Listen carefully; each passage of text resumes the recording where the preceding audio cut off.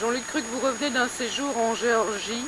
Alors ma première question serait, est-ce que ça valait la peine d'y aller? Sûrement, parce que je pense que lorsqu'on vit en Europe, et la Géorgie est en Europe, et je tiens clairement à ce que les gens le sachent, et que l'on voit qu'on peut encore en Europe tenter de régler des conflits communautaires avec des armes, il faut en tout cas essayer de comprendre. Et non seulement de comprendre, il faut en plus voir si ce qu'on nous rapporte est conforme à ce qu'on lit.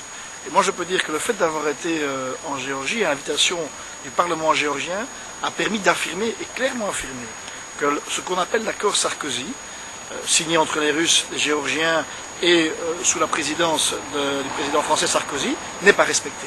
Et c'est une donnée importante. L'autre donnée, c'est celle de savoir qui a commencé ce conflit. Là, comme souvent d'ailleurs, les belligérants se rejettent la balle. C'est pour moi pas là l'élément essentiel. Ce qui est certain, c'est que la manière dont les Russes ont agi est totalement disproportionnée. Des maisons qui sont arrachées, des bombes qui sont tombées, des morts, des enfants qui n'ont plus d'école, 35 000 personnes qui sont sans foyer aujourd'hui.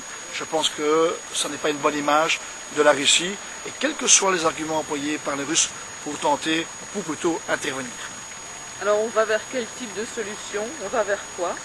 Je pense qu'on va revenir vers une solution négociée, ce qui aurait toujours dû exister, c'est rester autour d'une table, même si la table peut être très longue, et même si le temps qu'il faut prendre peut être long, c'est de se mettre autour d'une table pour faire en sorte qu'on apaise les tensions et qu'on trouve des solutions aux problèmes réels.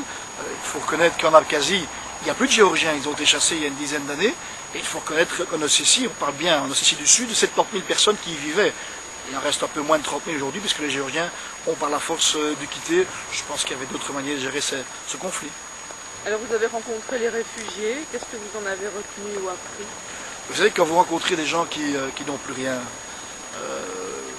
dont la maison n'existe plus, ou qui ne savent même plus si la maison existe encore, puisqu'ils ne peuvent pas retourner à l'endroit où ils vivaient, vous vivez ce qu'on appelle l'Asie du monde. Et ça, c'est toujours à la fois sensible, on en serait pas absurde. Absurde, on se dit, ça c'est le genre de choses que j'aurais jamais voulu voir. Je l'ai vu, ça existe encore, et ça existe aussi près de chez nous finalement. La Géorgie, c'est pas si loin que ça, contrairement à ce qu'on pense. C'est un pays qui vit comme nous, ils sont européens, qui avait un taux de croissance à 2 chiffres en plus. Ce genre de choses-là, on ne préférait pas les voir.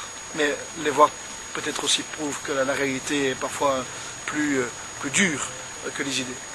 Alors vous disiez que votre rôle de parlementaire c'était d'aller sur place. Une fois revenu, quel est votre rôle, quelle est votre fonction, qu'est-ce que vous pouvez faire? C'est de témoigner et c'est de faire en sorte que réellement on tente maintenant en Europe de rapprocher la Géorgie de l'Europe.